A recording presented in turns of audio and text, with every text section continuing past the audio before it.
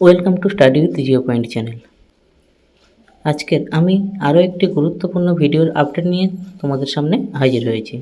2016 সালের এসএসসি পরীক্ষায় চাকরিপ্রাপ্ত সমস্ত যোগ্য শিক্ষক শিক্ষিকা এবং 2025 সালের WBSSC সেকেন্ড SLSTর আবেদনকারী সমস্ত হবু শিক্ষক শিক্ষিকা মহাশয় এবং মহাশয়ার জন্য আজকের একটি গুরুত্বপূর্ণ ভিডিওর আপডেট নিয়ে হাজির হয়েছি।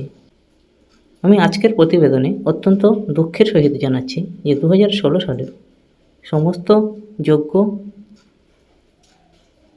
শিক্ষক শিক্ষিকা মহাশয়ের যে রিভিউ পিটিশন তা সুপ্রিম কোর্টের বিচারপতির দ্বারা সম্পূর্ণরূপে খারিজ হয়ে গেল। কিছু শ্রেণীর মানুষের রাজনৈতিক চক্রান্ত, পাহাড় প্রমাণ দুর্নীতির দায় নিতে হলো এই সমস্ত যোগ্য শিক্ষক শিক্ষিকাদের। এই যদি হয় আমাদের রাজ্যের শিক্ষা ব্যবস্থার হাল, তাহলে পরবর্তী প্রজন্ম কি এই আদর্শ পেশাকে আর গ্রহণ করতে চাইবে? আমাদের বাবা মায়ের পরে যে শিক্ষক শিক্ষিকার স্থান, যারা সমাজ তথা দেশ গড়ার কারিগর বলে আমরা জানি, সেই শিক্ষক শিক্ষিকা মহাশয়ের আজ আশ্রয়স্থল হয়েছে রাজপথ। এই যদি হয় আমাদের শিক্ষা গুরুদের অবস্থা, তাহলে শিক্ষার বিকাশ কিভাবে সম্ভব? আজকের এই ভিডিওর পরবর্তী অংশে সুপ্রিম কোর্টের বিচারপতিদের দ্বারা কি বলা হয়েছে সেটা আমি বিস্তারিত আলোচনা করব। আবার পরীক্ষায় বসতেই হবে চাকরিহারাদের, রায় পুনর্বিবেচনার আর্জি খারিজ করল সুপ্রিম কোর্ট। এসএসসি শিক্ষক নিয়োগ মামলায় সুপ্রিম কোর্টে আবারও ধাক্কা খেলেন 2016 সালের চাকরি প্রার্থীরা। দেশের সর্বোচ্চ আদালত এই মামলায় দায়ের করা সমস্ত রিভিউ পিটিশন খারিজ করে দিয়েছে, যার ফলে কলকাতা হাইকোর্টের চাকরি বাতিলের রায় বহাল রইল। ফলে পরীক্ষা দেয়া ছাড়া আপাতত আর কোনো উপায় রইল না 2016 সালের সমস্ত যোগ্য শিক্ষক শিক্ষিকা মহাশয় অর্থাৎ চাকরিহারাদের কাছে।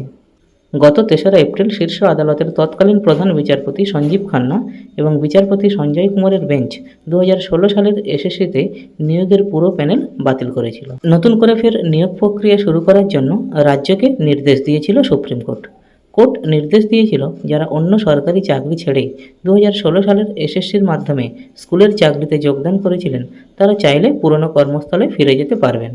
সংশ্লিষ্ট রায়ে আরও বলা হয়েছিল যোগ্য অযোগ্য বাছাই করা সম্ভব হয়নি। এরপর রাজ্য সরকার এবং এসএসসি চাকরিহারারা সেই রায় পুনর্বিবেচনার আবেদন জানিয়েছিলেন।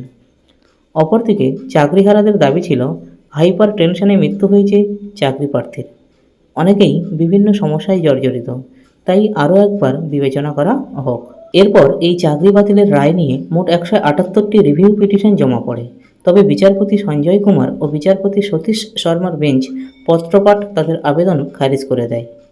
ফলে অস্বস্তি বহাল রইল চাকরিহারাদের, অর্থাৎ 2016 সালের সমস্ত যোগ্য শিক্ষক শিক্ষিকা যারা চাকরি হারিয়েছেন তাদের মধ্যে। এর অর্থ আগামী 7 ও 14ই সেপ্টেম্বর পরীক্ষায় বসতে হবে চাকরিহারাদের।